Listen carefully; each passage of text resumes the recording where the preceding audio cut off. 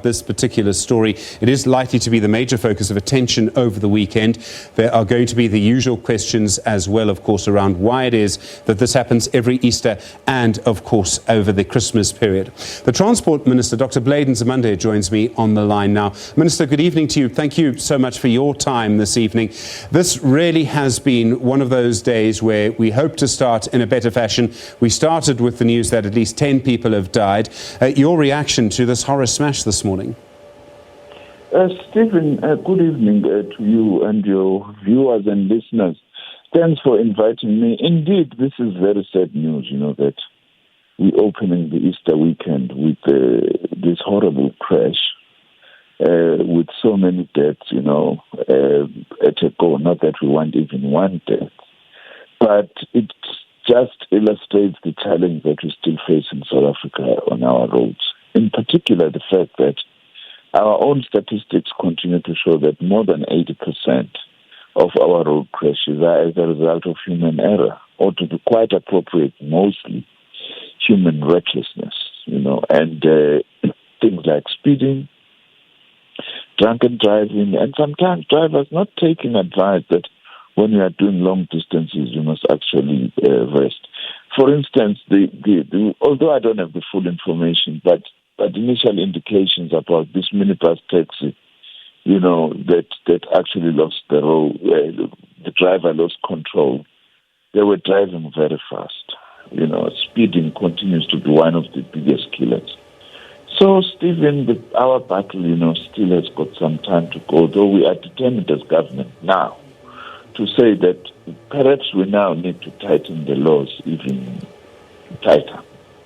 For example, now we are going to be classifying drunken driving as a much more serious offense than it is now, from a Schedule 3 offense to a Schedule 5 offense. Because if you get into a car drunk, you are actually a potential murderer, either to kill yourself or kill other innocent road users.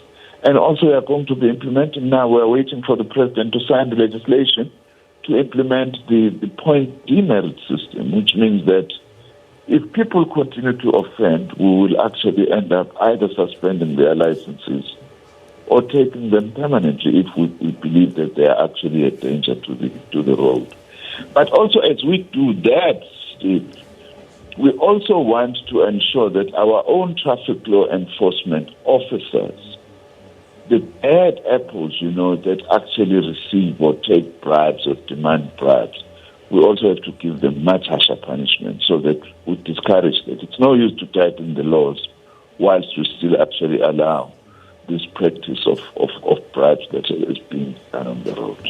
Minister, plenty of other countries have had this problem, and in many cases it's taken probably a generation to change the culture of driving, to make people drive more slowly, to introduce more speed bumps in urban areas, to change speed limits, to change the culture in particular, as you refer to, of drinking and driving. As I say, it's taken a generation in most of those countries. Do you think we'll have to wait 20 years, or do you think we might be able to do it in a shorter time than it's taken most of them? I don't think that we'll actually have to wait 20 years, Stephen. I think we've got enough experience now, mainly as this democratic government, We've actually benchmarked ourselves, made many studies, on what needs to be done. I think that it should actually take us less than that. Although the issue of road crashes, by the way, will not only be solved by interventions on the road, it will also have to be solved if we start implementing what we've always been saying, that we need to move both freight and passengers away from road to rail, which means as we make road-based interventions, we also need to be beginning to actually shift, build more railway lines, resuscitate all railway lines that have actually been abandoned, attend to the problems of PRASA, which are continuing and are a headache, but we are determined that we should solve those. Because once we do that, rail is a much safer proposition than this driving on the road, And it's not only passengers, but also freight. Our roads now are being damaged and they are actually overcrowded. There's congestion, and the trucks that are on our roads increasingly every day. It's completely unacceptable. We need to find a way. So we need really a much more comprehensive strategy.